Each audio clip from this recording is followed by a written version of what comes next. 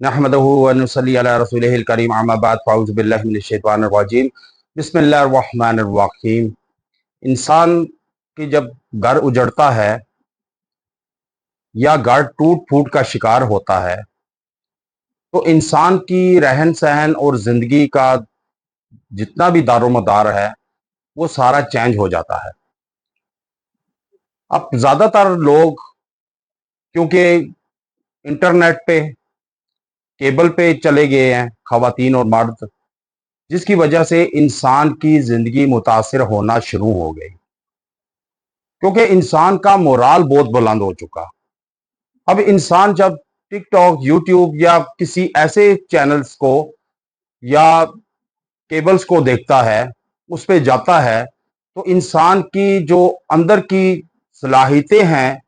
یا اس کا موسم ہے وہ چینج ہونا شروع ہو جاتا ہے۔ جب اندر کا موسم انسان کا چینج ہوتا ہے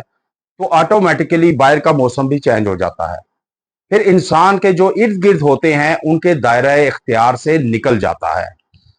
اب کیوں کہتے ہیں کہ زیادہ تر موبائل سے دور رہا جائے، بچوں کو دور رکھا جائے، خواتین کو دور رکھا جائے، خود مرد حضرات اس سے دور رہیں، اس لیے کہ ان کے رہن سہن، ان کے طرز زندگی پر اثر انداز نہ ہو۔ یہ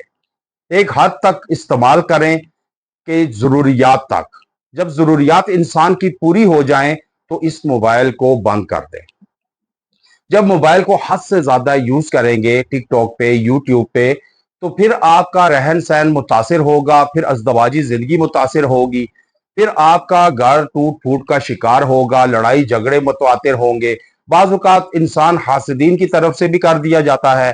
عمل کر دیا جاتا ہے ٹوٹ پھوٹ کے لیے۔ یاد رکھیں، جب دو فرد میں تیسرا فرد آتا ہے، چاہے وہ خواتین کی طرف سے ہو، مرد کی طرف سے ہو، تو پھر اس گھر میں لڑائی جھگڑے طول پکڑنا شروع ہو جاتے ہیں، کیونکہ ایک ٹوٹلی چینج دماغ بیچ میں انٹر ہوتا ہے کہ جو دو دماغ، دو جسم، دو صلاحیتیں ایک ہوتی ہیں، جب ان میں تیسرا کودتا ہے تو پھر وہ لڑائی جھگڑے شروع ہو جاتے ہیں۔ آپ اگر اپنے گھر کو بچانا چاہتے ہیں، ٹوٹ پھوٹ شکار سے بچانا چاہتے ہیں، آپ اپنی ازدواجی زندگی کو بہترین گزارنا چاہتے ہیں، آپ لڑائی جھگڑوں سے دور رہنا چاہتے ہیں، خوشگوار زندگی بسر کرنا چاہتے ہیں، تو پھر انسان آپ ایک دوسرے کے ساتھ جڑ جائے۔ جب آپ ایک دوسرے کے ساتھ جڑ جائیں گے، نفع نقصان ایک دوسرے کا سمجھیں گے، تو پھر آپ کا گھر ٹوٹ پھوٹ کا شکار نہیں ہوگا۔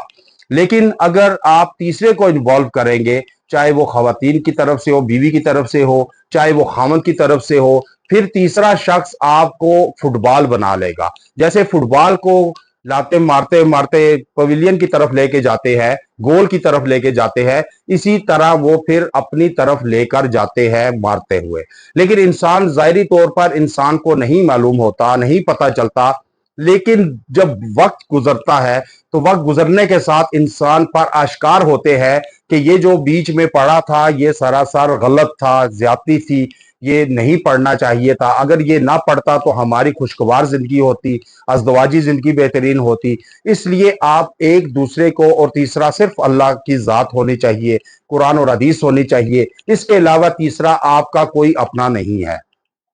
اب آپ اجڑی زندگی کو، اجڑے گھر کو کیسے بسانا چاہتے ہیں، کہ اس کے لیے انتہائی بامجرب عمل لایا ہوں کہ آپ آیت کریمہ کا 1000 مرتبہ روزانہ ورد کریں، اول و آخر 3 مرتبہ درود ابراہیمی کے ساتھ، لا الہ الا انت سبحانک انی کنت من الظالمین۔ یہ آپ 1000 مرتبہ پڑھ کر اول و آخر 3 مرتبہ درود ابراہیمی کے ساتھ 21 دن عمل کریں، انشاءاللہ جو اجڑی ہوئی زندگی ہے وہ بحال ہو جائے گی، پھر سے آباد ہو جائے گی، اور جو اجڑا گھر ہے، ویران گھر ہے، وہ پھر سے آباد ہو جائے گا، خوشیوں کا گہوارہ ہو جائے گا۔ آپ لازمی چینل کو سبسکرائب کریں، لائک کریں، کومنٹ میں اللہ لکھیں اجازت کے لیے، پھر آپ کو اجازت ہوگی، پھر جو عمل کرے گا یا آگے دے گا اس کو بھی افادیت ہوگی۔ وآخر دعوانا ان الحمدللہ رب العالمین۔